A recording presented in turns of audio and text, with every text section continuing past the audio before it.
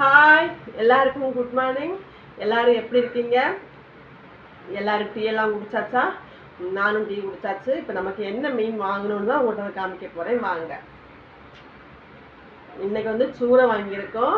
இன்னைக்கும் சூறை தான். எங்கே பார்த்தாலும் இந்த மீன் தான் கிடைக்குது. இது சாப்பிட்டு சாப்பிட்டு சாப்பிட்டு எனக்கே போர் அடிக்குது.